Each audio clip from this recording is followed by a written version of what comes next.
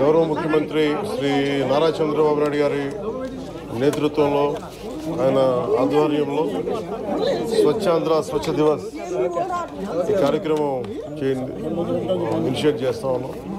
అంటే ప్రతి నెల 3వ శనివారంలో చెత్త లేకుండా పరిశుభ్ర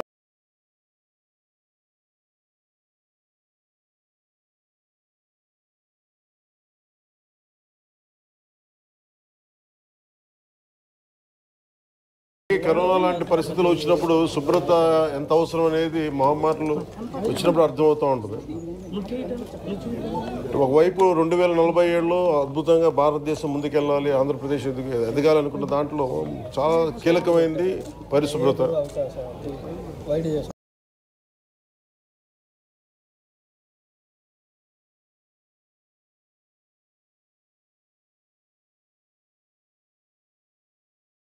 బాధ్యతగా ప్రతి ఒక్కళ్ళు కూడా సోర్స్ నుంచే దాన్ని సపరేట్ చేసే విధానం, అలాగే ఎక్కడ పడితే అక్కడ ఈరోజు ప్రారంభించేది అద్భుతాలు వెంటనే జరిగిపోతాయి, 24 గంటల్లో జరిగిపోతాయని కాదు, కానీ దీన్ని ఆధారం చేసుకొని దీన్ని ఒక ప్రేరణగా తీసుకొని భవిష్యత్తులో ఈ కల్చర్ అవ్వాలి పిల్లలకు కూడా, ఇది భవిష్యత్ తరాలకు కూడా సదుద్దేశంతో ఈ రోజున గౌరవ ముఖ్యమంత్రి గారు దీన్ని ఇనిషియేట్ చేశారు. ఇది మేమందరం కూడా ఆ కార్యక్రమంలో ఈ రోజున ఇక్కడికి నంబూరుకి వచ్చాను. నేను కూడా మంత్రివర్యులు ఇది అక్టోబర్ 2 గాంధీ జయంతి దాకా దీన్ని ముందుకు తీసుకెళ్తాం స్పెషల్ డ్రైవ్ కింద. ఈ సందర్భంలో నేను ప్రతి ఒక్కరిని కోరుకునేది కూడా మన ఈ చెత్త నుంచి సంపదని సృష్టించేది, అలా సర్క్యులర్ ఎకానమీ. అంటే ఈరోజు మనం చూస్తే మనం ఏదైతే మనం తినిపడేసిన వ్యర్థాలు అయితే ఏవైతే ఉన్నాయో ఒక్కొక్కటి చూస్తూ ఉంటే ఒక్కొక్కటి ఆ చెత్తని కూడా చూస్తే ఒక్కొక్కటి కిలో 15 రూపాయలకి అమ్మగలిగి దాని నుంచి వర్మీ కంపోస్ట్ తయారు చేయడం, రకరకాల సంపదని సృష్టించే మార్గాలు చాలా ఉన్నాయి. అవన్నీ పర్యవేక్షించాము. సో దాంట్లో భాగంగా ఇది ప్రతి ఒక్కరూ ప్రేరణగా ఆదర్శంగా తీసుకోవాలని కార్యక్రమం సాగుతూ ఉంది. కృష్ణా వరదల సమయంలో నిలబడ్డ కార్మికులందరికీ కూడా ఈ రోజున సన్మానం చేయడం జరిగింది, దాదాపు 35 మందికి. నేను ఇది ఆల్రెడీ స్టార్ట్ చేసాం లాంగ్ బ్యాక్. ప్రత్యేకించి ఈ క్లాప్ మిత్రాస్కి జీతాలు పెంచాలి అనేది కూడా చాలా రోజుల నుంచి ఉంది. ఆ క్లాప్ మిత్ర జీతాలు రావడానికి కూడా ఆ రోజున మేము ప్రిన్సిపల్ సెక్రటరీ శశిభూషణ్ గారు ఉన్నారు, మొత్తం వీళ్ళందరి దగ్గర నుంచి తీసుకొని ముందుకు తీసుకెళ్ళి క్లాప్ మిత్ర సకాలంలో జీతాలు గత ప్రభుత్వంలో బకాయిలు ఉన్న జీతాలను కూడా వెంటనే చెల్లించడం జరిగింది.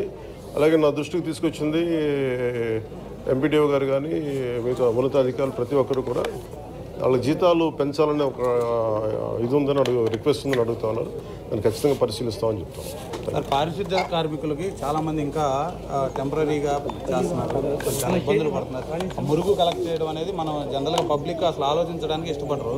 అలాంటి మురుగును వాళ్ళు డైలీ కలెక్ట్ చేసి గ్రామాలు చూపుతున్నారు. వాళ్ళ సమస్యల పరిష్కారం విధంగా ప్రత్యేకించి ఇది నాకు పంచాయతీరాజ్ స్థాయిలో వచ్చేయని నేను చేయగలుగుతాను. తర్వాత క్యాబినెట్లో ఒకసారి దీని మీద అంటే ఒకసారి క్షేత్రస్థాయిలో పరిశీలించాలి. ఇది అంటే క్షేత్రస్థాయిలో ఒక పరిశీలించి ఇప్పుడు వచ్చి కూర్చొని అంటే కొన్నిసార్లు పనులు చేసేటప్పుడు దాని పర్యవేక్షణ, అలాగే నాకు కొంత క్షేత్రస్థాయి పరిశీలన అవగాహన, దాని మీద ఒక పరిష్కారాలకు మనం బలంగా వెళ్ళచ్చు. దీన్ని కొంత మోటివేషన్తో చేయాలి. అంటే మీరు అన్నది చాలా సబబు. అది అంటే అది మిగతా వాళ్ళు ఎవరు వెళ్ళలేంది మనం చెయ్యాలి అనేది మనం వదిలేస్తాం. కొంచెం అది దాన్ని ఎట్లా కరెక్ట్ చేయాలని ఆలోచన ఉంది. ఖచ్చితంగా దాన్ని తీసుకెళ్తాం. ఒక నిమిషం, ఇందాక నేను చెప్పిన దాంట్లో కూడా అదే ఉంది. అంటే ఒకటి ఇక్కడ దాకా తీసుకురావడం, ఒకటి ఉదాహరణకి నాకు చిన్నప్పుడు ఇళ్లలోనే మాకు ఉల్లిపాయ ఉన్న కోడిగుడ్డు చెత్త ఉన్న దాన్ని తీసుకెళ్ళి మేము రోజా కుండీలు వేసేవాళ్ళం. సో అంటే అది సహజంగా ఉండే తిరిగి రివైవ్ చేయాలి. అది కొత్తగా ఉన్నది కాదు, కానీ అలా కాకుండా కొంచెం దీన్ని సైంటిఫిక్గా మెథాడికల్గా చేయాలంటే అది కూడా అట్ సోర్సు ఇళ్లలోనే కొంత వ్యర్థాలను తగ్గించేలాగా.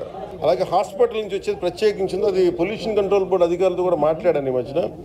అది కొన్ని హాస్పిటల్స్లో కూడా దానికి కొంత రెగ్యులేషన్ చేయాలి, కొంత రెగ్యులేట్ చేయాలి. వాళ్ళు అందరూ డంప్ చేస్తున్నారా అంటే ముఖ్యంగా హాస్పిటల్ హెజార్డస్ వేస్ట్ బయటికి రాకూడదు.